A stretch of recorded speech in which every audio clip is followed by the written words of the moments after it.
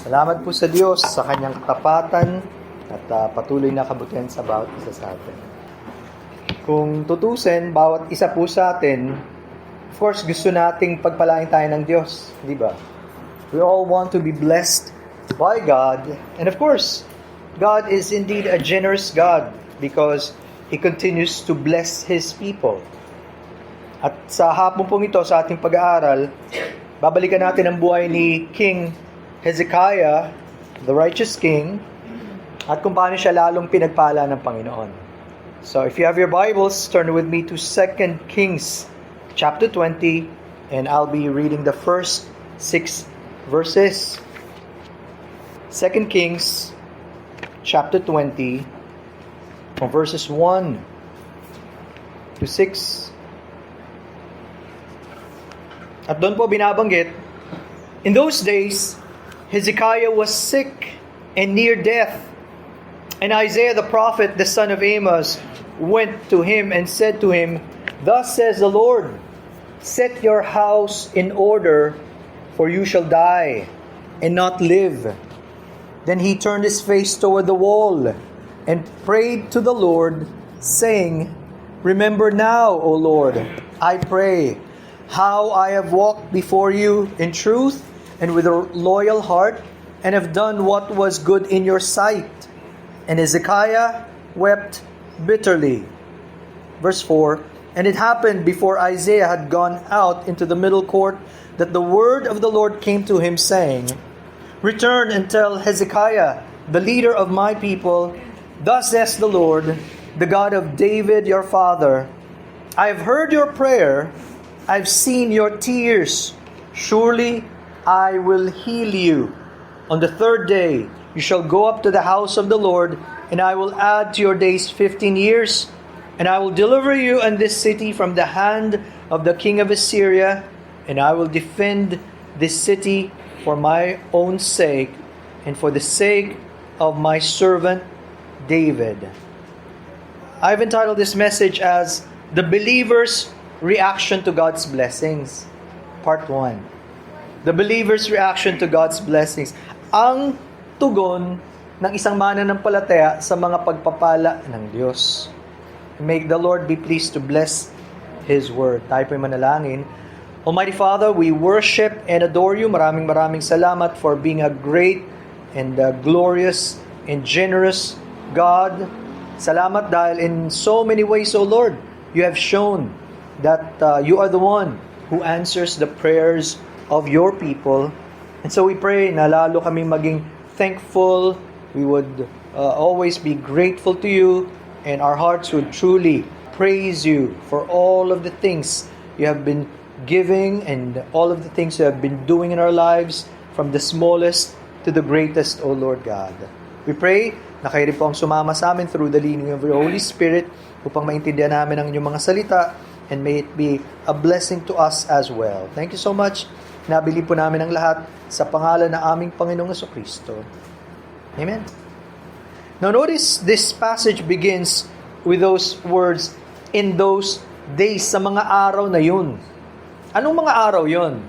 It was the time during the year of the Assyrian invasion. Aatakin sila ng Assyria, and that happened during Hezekiah's 14th year.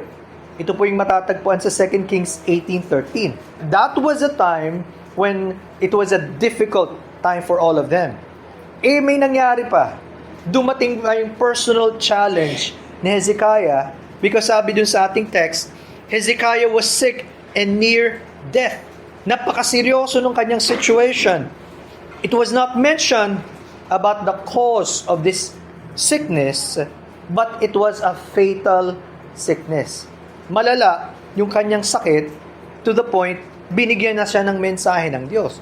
And notice how God would be gracious to him. Magpapadala ang Diyos ng isang messenger in the person of Isaiah. Ang sabi doon, "And Isaiah the prophet, the son of Amos, went to him and said to him, Thus says the Lord, set your house in order, for you shall die and not live." So kita nyo, kasabayan niya si Isaiah at this particular time. Pero the message was so apt eksaktong-eksakto for his particular situation. At kung isipin natin, napakamabiyaya ng Diyos sa kanya. God was so gracious to him. Bakit? How many people do you know are given the opportunity to know their near death? Di ba? Kapag malapit na sila, sasabihin ng Diyos, for most people, that does not happen. Pero here, God was giving a revelation na malapit na nga siyang mamatay. God would be taking him soon. Now, kaya makikita natin, di ba, kapag ang Diyos nangungusap sa atin, even in our personal time with Him, nagbabasa tayo ng Kanyang Word, we're meditating, or even listening to God's message through His servants, that in itself is a blessing. So wag nating mamaliitan, di ba? Wag nating sasabihin, it's nothing. No, it is a great, great blessing from God. And what was the message? Tingnan niyo sabi ng Diyos sa kanya, set your house in order, for you shall die and not live. Something was wrong when it comes to Hezekiah's household. May mali. In fact, God already delivered him and the kingdom from their enemy. Nangyari na yun eh. So, that was a great blessing from the Lord. But, somehow, after that, probably nagkaroon ng pagiging lax. Hindi niya naingatan ng kanyang buong sambahayan, ng kanyang household. And so God was telling him to keep it in order. Ano kaya nangyari? We're not sure. Hindi binabanggit dito. Pero nung naiisip ko to, gaano kahalaga, especially if we are parents, to really be on the lookout, kumusta na ba yung ating sambahayan? Or even the people who are with us. Talaga bang we are always on the lookout what's happening? Do we even take time to talk to our kids about their struggles? Masasabi ba natin talaga na our house is in order according to what God wants? Somehow, hindi natuwa ang Diyos. God was not pleased with the affairs of His household. And probably, that's one thing that is missing with parents, yung kanilang pagtingin at concern sa kanilang family. Ano na ba nangyayari? Parang in our mindset, well, malalaki na sila, they have their own lives, why would I even ask? No.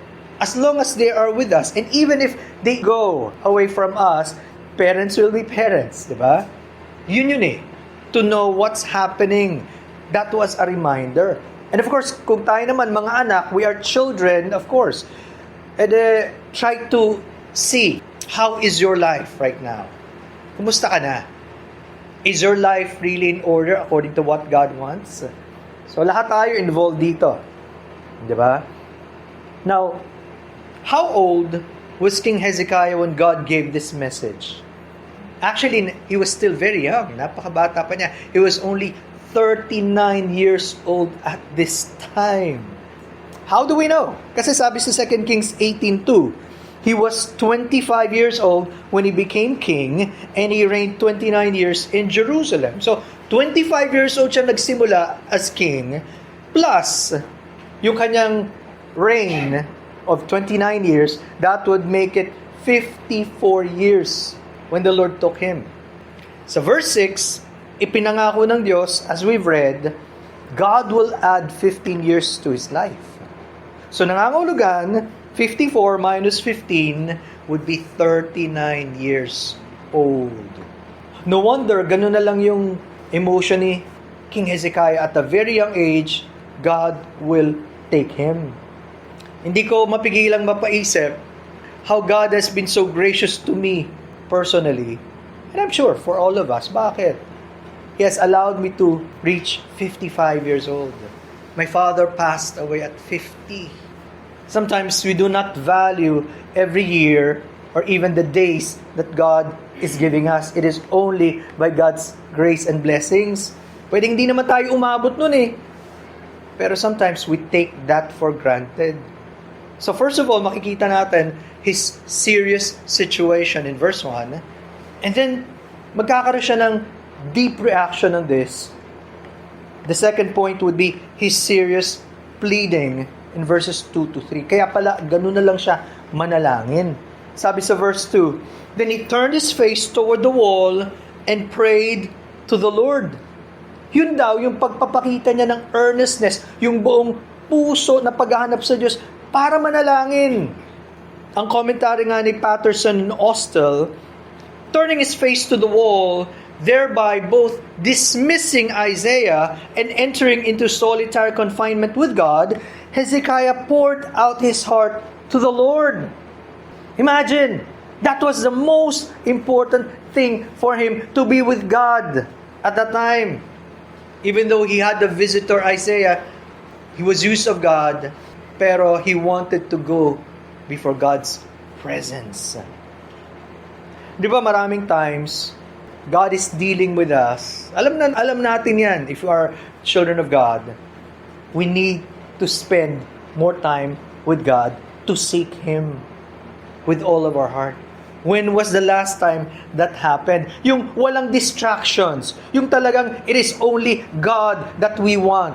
When was that last time that we even cried to the Lord and even shared our hearts to Him?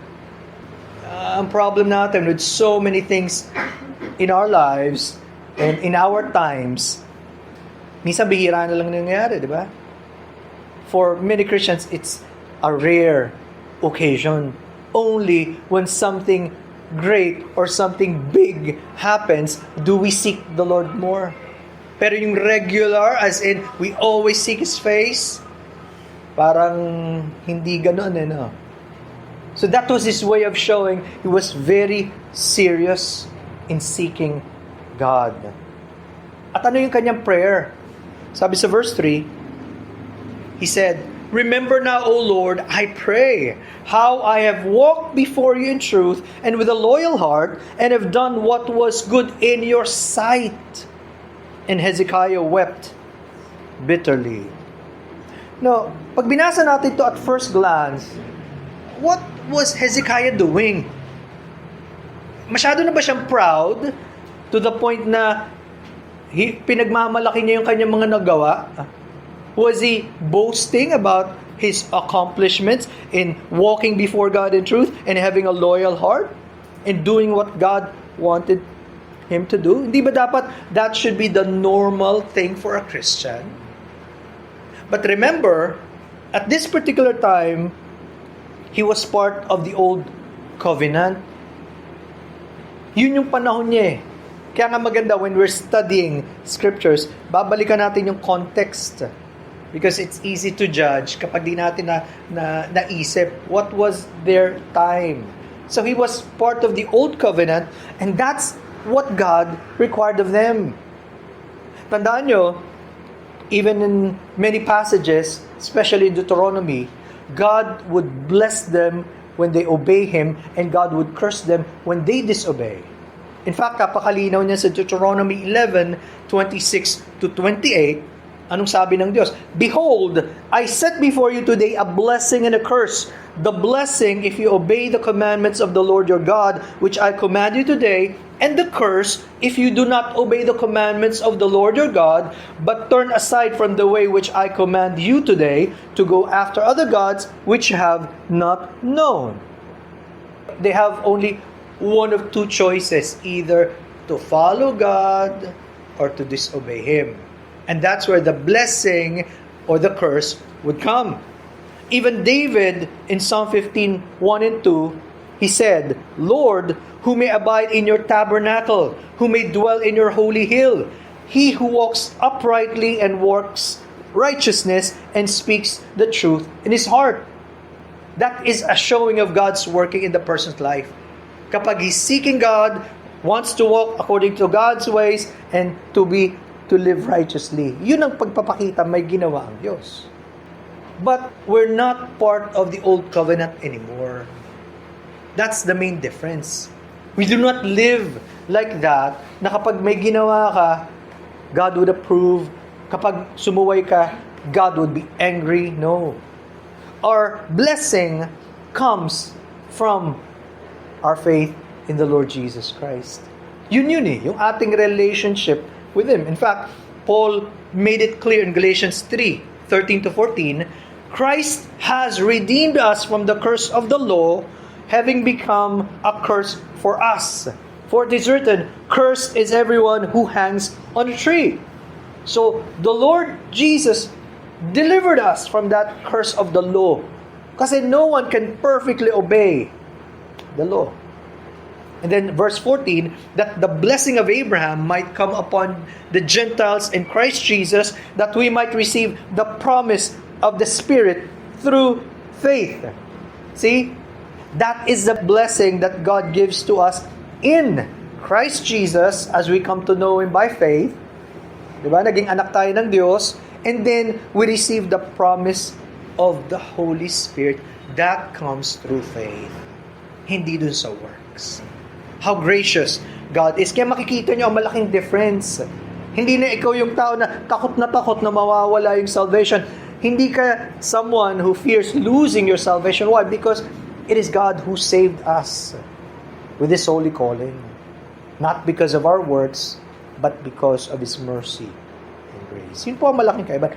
Dapat, ito yung magbubunsod sa Christians to continue to desire God and follow Him. Hindi because merong hang on your head na pag hindi mo to ginawa, lagot ka. Di ba? Mga cults ganon. If you don't perform, tanggal ka. No. Malaking difference. Pero, that was what Hezekiah knew at the time. And he used that. Actually, this was his way of begging the Lord, of seeking God through a very, very difficult situation in his life. Kaya nga sabi dun sa verse 3, the second part, and Hezekiah wept bitterly. Talagang umiyak siya sa Panginoon. Yun ang nararamdaman niya. Kung sila noon, during the Old Covenant, they could cry to the Lord, how much more now for us in the New Covenant? Diba? Having known the riches of our Lord Jesus Christ, yung kanyang redemption, and the Holy Spirit in us, how much more should Christians do that? In fact, sabi niya, Harry Bultema, who was a Bible commentator, sabi niya, we come across similar pleas again and again in the prayers of God's children of old. The Psalms abound with them, but we do not find them in the New Testament. The church bases its pleas on Christ's righteousness. Yun ang kaibahan. We want to come before God because of our relationship with Him. Ang sarap, diba? Now, when God brought that message, of course, He was serious. That was His word. He cannot lie. Pero, because of Hezekiah's prayer, and God, of course, knows what will happen, there was the second message to Hezekiah. And dito makikita natin 2 Kings 20, verses 4 to 6. Notice the second message. Verse 4, and it happened before Isaiah had gone out into the middle court that the word of the Lord came to him. Hindi pa siya nakakaalis ng malayo. Eto na, nangungusap na ang Diyos. Sabi sa 5, return and tell Hezekiah, the leader of my people, thus says the Lord, the God of David, your father, I have heard your prayer. I have seen your tears. Surely I will heal you. Notice the active part of God. Ang Diyos lahat eh. Sabi niya, siya yung dumirinig, He hears, and then siya yung nakakakita, nakita niya yung luha, the tears, and then siya yung nagpapagaling. Surely, I will hear you. Shouldn't that encourage us more to pray to God always, to seek Him? Kasi palagi tayong dinirinig ng Diyos, nakikita niya tayo kahit ang iba hindi. Alam niya exactly what we are going through bago pa natin sabihin. That should serve as an encouragement to us to continually pray to God because God hears our prayers. And nothing is impossible with our great God. Kahit gaano pa ka feeling natin napakalala nung situation, kahit na parang hopeless na mga tao, but with God, again, nothing is impossible. Meron pang isang binanggit doon. On the third day, you shall go up to the house of the Lord. Nakita niyo yan? Hindi ba dapat for us Christians, it is a great blessing to be in the house of the Lord? Kasi, at this particular time, Hezekiah could not go to the house of the Lord. Pero because of God's answer to his prayers, he will be able to go back to the house of the Lord. Ang nakakaranas lang ng ganitong feeling yung mga Christians sa kinakatagpo ng Diyos. For Christians like that, we long to be with God and His people. We want to worship Him. Masarap yun eh. Pero sa mga taong walang ganong karanasan, they would always put it like maybe second, third, or even last in their lives. They'll do so many things, but not to worship God in His house. So, even our presence here, our time to pray, our time to study His Word, is a great, great blessing from God. And part of the answer of God to his prayer, God would extend Hezekiah's life. May extension na bibigay. Verse 6, "And I will add to your days 15 years." Imagine, kung tayo sa Hezekiah, how would you feel? Tinaningan ka na eh. Di ba? You were given a deadline, and then now God says, I will give you more. Whew. I could imagine what a great blessing. So sana nakikita rin natin, even though wala namang probably threat sa buhay natin, wala namang tinataningan pa sa atin, pero it's a great blessing while we're still here. God is giving us more reasons to live, more reasons to be with our loved ones, more reasons to be with the brethren. Laki-laking blessing nun. And aside from that, another promise, hindi lang for Hezekiah, sabi ng Diyos, I will deliver you in this city from the hand of the king of Assyria. The deliverance from their bondage over their enemy. Sisiguraduhin ng Diyos, walang anumang superpower, even at that time, could withstand God's hand. And this time, makikita natin, that's recorded in Isaiah 37:36. How did God fulfill that promise? He will deliver their kingdom from Assyria. Sabi dun sa Isaiah 37:36, "Then the angel of the Lord went out and killed in the camp of the Assyrians 185,000. And when people arose early in the morning, there were the corpses all dead." Imagine, one angel of the Lord, 185,000 died. The power of God. Wala talagang pwedeng magharang eh. Di ba? No one can hinder God's people. The enemy is not able to do that. God fulfilled that promise later. Pero isa pang pangako ng Diyos, "And I will defend this city." Notice why? "For my own sake and for the sake of my servant David." Notice the reason why God will defend them. Not because they were so good, not because they were worthy, but for His own name's sake. Maraming passages sa Bible, God would do many things for Israel. Not because of them, but because of Him. Diba? One example, I remember Isaiah 48:9, where it says, "For my name's sake I will defer my anger, and for my praise I will restrain it from you, so that I do not cut you off. For my own sake I will do it. For how should my name be profaned, and I will not give my glory to another." Kita nyo naman, foremost in God's mind and in His heart is His glory. Hindi tayo. Siya muna, bago tayo. Pakalaga nun. Kaya nga tamang din na natin kinakanta yung song na Above All. Di ba? Kasi nga, para bang you thought of me above all, pero hindi eh. God thought of Himself above all and His glory above all. Hindi ba dapat ang mga tunay na Christians, that would be foremost in our minds and hearts? Is this really for the glory of God? Pag ako nag-decide, Lord, help me so that You would be honored and glorified, not for my sake. Nakakalimutan natin yan minsan. But again, He redeemed us for His glory. And God could have stopped there, and that would have been enough because it's all for Him. Pero hindi natapos dun eh. Sabi dun sa second part ng verse 6, and for the sake of my servant David. Ba't niya sinabi yun? Well, God is showing, as He adds this phrase, God honors His faithful servant.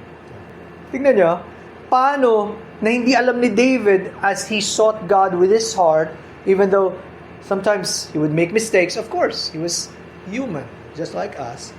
Pero God would honor him.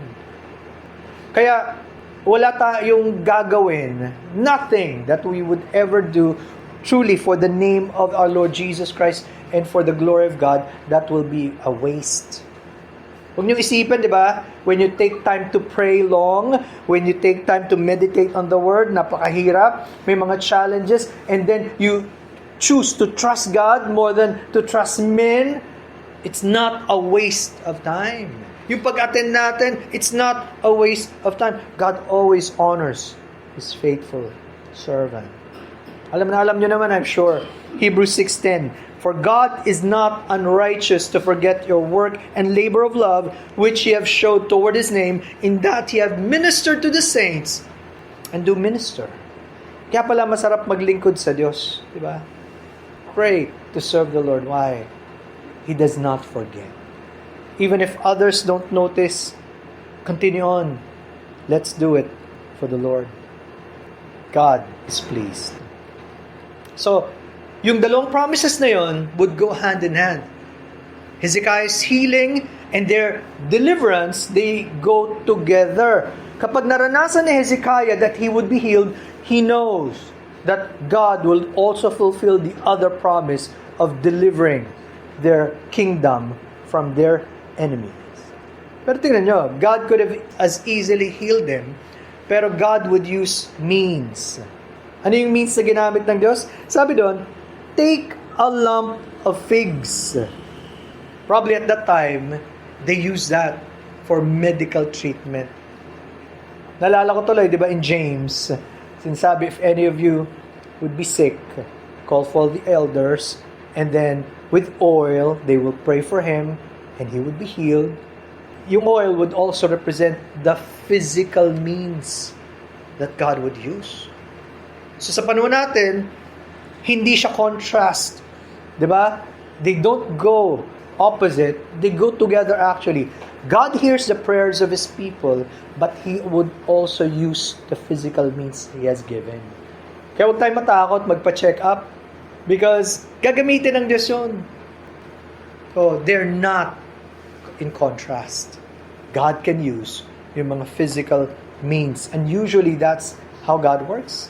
When we pray, we must be ready to use the means God is giving us.